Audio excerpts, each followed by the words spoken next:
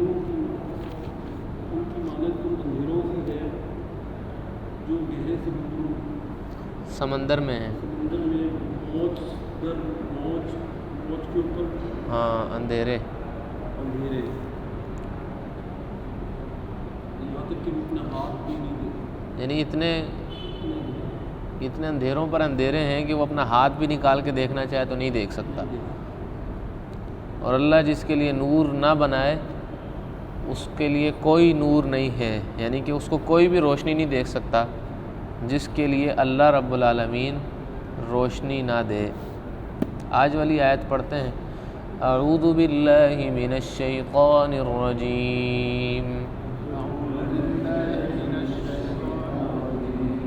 بسم اللہ الرحمن الرحیم،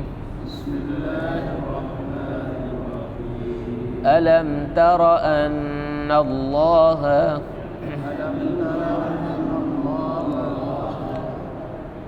يسبح له من في السماوات والأرض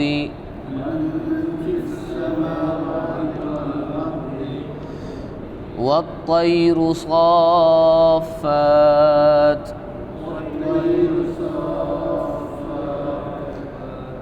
كل قد علم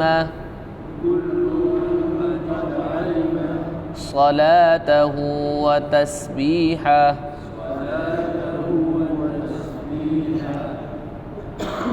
والله عليم بما يفعلون۔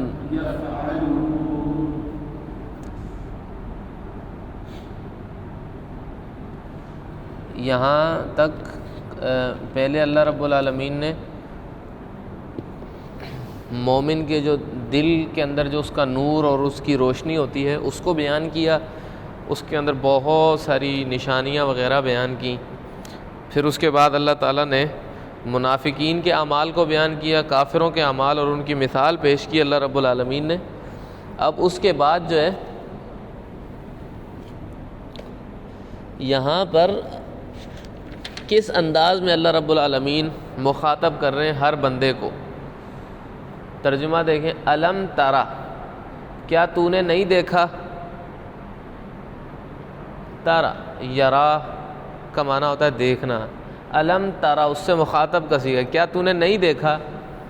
ان اللہ، کہ بے شک اللہ تعالی، یسبح لہ، اس کی تسبیح کرتے ہیں، اللہ کی تسبیح بیان کرتے ہیں، یسبح لہ، اس کی تسبیح کرتے ہیں، کس کی؟ اللہ رب العالمین۔ یہ ہو ضمیر کا مرجع جو ہے وہ لفظ اللہ ہے، کہ بے شک اللہ تعالیٰ اس کی تسبیح کرتے ہیں۔ کون؟ من فی السماوات والارض، جو آسمانوں میں ہیں اور جو زمین میں، یعنی آسمانوں پر جو چرند پرند جتنی مخلوقات ہیں وہ ساری کی ساری اللہ کی تسبیح بیان کرتی، اور جو زمینوں میں انسانوں سمیت سب اللہ کی تسبیح بیان کرتی۔ تو اللہ تعالیٰ کہہ رہے ہیں کیا تو نے نہیں دیکھا؟ آگے دیکھیں کہ والطیر صافات، حتیٰ کہ جو ہوا میں پرندے اڑ رہے ہوتے ہیں وہ بھی اللہ رب العالمین کی تسبیح کرتے ہیں، تسبیح بیان کر۔ والطیر، طیر کہتے ہیں پرندے کو، صافات جو اپنے پر پھیلائے ہوتے ہیں، یعنی کہ پرندہ تو جو بیٹھا ہوا اس وقت بھی پرندہ ہے، لیکن جب اس نے اپنے پر پھیلائے ہیں اس وقت اس کو صافات کہتے ہیں۔ صافات سورۃ الصافات میں بھی ہے، سورت کا نام بھی ہے، وہ اس وقت وہ وہاں پر یہ فرشتوں کے لیے نام آیا ہے، یعنی فرشتے بھی اپنے پروں کو، فرشتوں کے بھی پر ہوتے ہیں، تو پرندوں کے جو پر انہوں نے اپنے پر پھیلائے ہوئے ہیں وہ بھی اللہ رب العالمین کی تسبیح بیان کرتے ہیں۔ پھر اللہ تعالیٰ کہتے ہیں کل، ہر ایک، قد یقیناً، علما، اس نے جان لیا ہے، یعنی کہ آسمان اور زمین اور یہ پرندے جو ہیں ان میں سے ہر ایک نے جان لیا ہے کیا چیز؟ صلاتہ، اپنی نماز کو پہچان لیا ہے، اپنی نماز کو، وتسبیحہ، اور اپنی تسبیح کے طریقے کو بھی، اپنی تسبیح کو اور اپنی نماز کو ان میں سے ہر ایک نے جان لیا ہے، پہچان لی۔ مثلا ہماری نماز اور ہماری تسبیح کیسی ہے یہ ہمیں پتہ ہے، پرندوں کی تسبیح اور ان کی نماز کیسی ہے وہ ان کو پتہ ہے، فرشتوں کی تسبیح اور ان کی نماز کیسی ہے یہ ان کو پتہ ہے۔ مثلا ایک فرشتے کی ڈیوٹی اللہ تعالیٰ نے بارش برسانے کی لگائی ہے، یہ اللہ رب العالمین کی اطاعت میں اس کی نماز بھی ہو سکتی ہے، اس کی تسبیح بھی ہو سکتی ہے۔ قرآن میں اور جگہوں پر بھی اللہ رب العالمین بیان کرتے ہیں کہ زمین کے اندر یہ جو زمین میں جتنے پرندے زمین کے اوپر اڑتے ہیں یا ہوا میں اڑتے ہیں یہ تسبیح کرتے ہیں، وَلَٰكِن لَا تَفْقَهُونَ تَسْبِيحَهُمْ، تم ان کی تسبیح کو نہیں سمجھ سکتے۔ تو اس وجہ سے اللہ تعالیٰ نے کہا ہر کسی نے اپنی تسبیح کو پہچان لیا ہے، جان لیا۔ علیمہ کا معنی ہوتا ہے جان لیا، عالم بھی اسی سے ہی ہے۔ صلاۃ نماز، صلاۃ کا لفظ بہت جامع ہے، صلاۃ دعا کے لیے بھی استعمال ہوتا ہے، صلاۃ نماز کے لیے بھی ہوتا ہے۔ نماز کا معنی بھی دعا ہی ہے، پوری نماز میں ہی دعائیں، لیکن اس کا ایک مخصوص طریقہ اللہ رب العالمین نے ہمیں بتایا، ہم اس طریقے سے کرتے ہیں، جھکتے ہیں، کھڑے ہوتے ہیں، سجدے میں جاتے ہیں، تشہد میں بیٹھتے ہیں۔ تو ہر کیفیت میں آپ دیکھیں گے تو دعا ہی دعا ہے۔ تو اس وجہ سے صلاۃ کا معنی ہوتا ہے دعا۔ وَتَسْبِيحَهُ، تسبیح زبان کے ساتھ اللہ رب العالمین کی تسبیح کو بیان کرنا، تسبیح کرنا، اللہ کی حمد بیان کرنا۔ اب یہ ہماری کیسی ہے ہمیں پتہ ہے، ہم زبان سے ذکر کرتے ہیں، ورد کرتے ہیں۔ پرندے ہیں وہ بھی اپنی زبان سے کرتے ہیں، چہچہاتے ہیں، آواز نکالتے ہیں مختلف قسم کی۔ اور جو مخلوقات ہیں مثلا جانور ہیں اور قسم کے، وہ بھی اللہ رب العالمین کی تسبیح اور ان کی نماز، اپنی صلاۃ کو وہ پہچانتے ہیں کہ وہ کیسے ہیں۔ جس طرح یہ پتے ہیں یہ بھی جاندار ہیں نا، درخت ہیں یہ بھی جاندار ہیں، تو یہ بھی اللہ رب العالمین کی تسبیح کرتے ہیں۔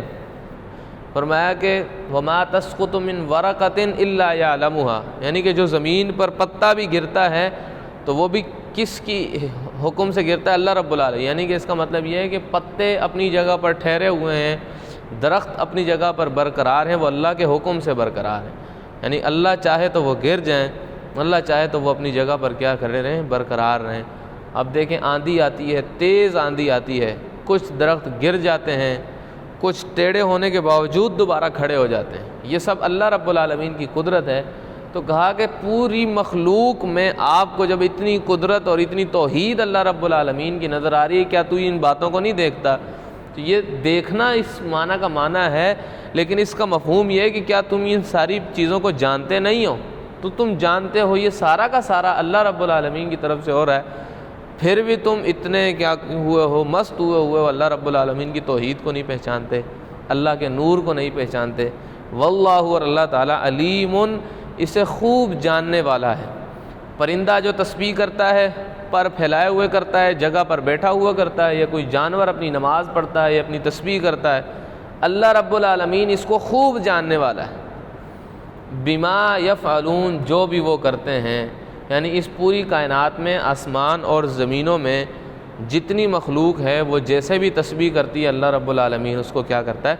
جانتا ہے۔ میں نے پہلے آپ کو ایک مرتبہ بتایا تھا یہ جو اللہ رب العالمین کی صفات آتی ہے نا، علیم، اللہ تعالیٰ کی علیم صفت ہے۔ تو ان صفات ایک معنی ہوتا ہے کہ جاننے والا، عام معنی کہتا ہے علیم جاننے والا۔ آپ ترجموں میں بھی دیکھیں گے کہ ان کا معنی کیا ہوتا ہے کہ اللہ تعالیٰ جاننے والا ہے، لیکن یہ صفات جو ہیں یہ مبالغے کے صیغے ہیں، یعنی جس جگہ پر بات میں مبالغہ پیدا کرنا ہوتا ہے اس جگہ پر یہ اس طرح کے مبالغے کے صیغے کو استعمال کیا جاتا ہے۔ یعنی اللہ رب العالمین صرف نہیں جانتا، خوب جانتا ہے، سب کچھ جانتا ہے۔ ہمارا علم محدود ہے، مخلوق کا علم محدود ہے، اللہ رب العالمین کا علم محدود نہیں ہے۔ اللہ تعالیٰ سب کچھ جانتے ہیں اور اچھی طرح جانتے ہیں۔ تو جو جیسے اللہ رب العالمین نے الفاظ استعمال کی اپنے لیے، اپنی صفات کے لیے، تو ہمیں ان کا ترجمہ بھی ویسے ہی کرنا چاہیے۔ جو کچھ یہ ساری مخلوقات آسمان اور زمینوں میں کرتی ہیں اللہ رب العالمین اس سے خوب جانتے ہیں۔ ایک مرتبہ ترجمہ پھر دیکھ لیں، الم ترا، کیا تو نے نہیں دیکھا؟ یعنی اس کا مطلب یہ کہ کیا تو جانتا نہیں ہے؟ ہم کسی کو یہ کس سے پوچھنے کے لیے الفاظ استعمال نہیں ہوتا، بلکہ اس کو بتلانے کے لیے ہوتا ہے، یار کیا تجھے پتہ نہیں ہے، اس بات کا تجھے پتہ نہیں ہے؟ یعنی کہ یہ مخاطب کرنے کا ایک انداز ہوتا ہے، اس کے بعد ہم پھر ساری بات اس کو بتاتے ہیں، یہ مسئلہ بھی ہے، یہ بھی مسئلہ، یہ کیا ساری باتیں تجھے پتہ نہیں ہے؟ یہ اللہ رب العالمین مخاطب کرنے کا انداز ہے۔ الم ترا، آگے ایک آیت ہے، اس کے بعد جو تیسری آیت ہے کہ اس میں بھی اللہ تعالیٰ نے الم ترا کا الفاظ استعمال کیا ہے۔ ان اللہ کا بے شک اللہ تعالیٰ ہے، یسبح لہ، اس کی تسبیح بیان کرتے ہیں، جو آسمانوں میں ہے جو زمین میں ہے، والطیر صافات اور پرندے بھی جو پر پھیلائے ہوئے ہیں اپنے اڑ رہے ہیں، کل ہر ایک آسمانوں اور زمینوں کی مخلوقات یقیناً انہوں نے جان لیا ہے۔ قد کا معنی ہے یقیناً، یہ تحقیق کے لیے آتا ہے، اس کا یہاں پہ معنی یقیناً نہیں لکھا، لیکن قد کا معنی ہوتا ہے یقیناً۔ بہرحال یہ بات کو تاکید کرنے کے لیے قد کا لفظ کیا ہے کہ ہر ایک نے جان لیا ہے اپنی نماز کو بھی، اپنی تسبیح کو بھی، اور اللہ تعالیٰ اسے خوب جاننے والا ہے۔ کسے؟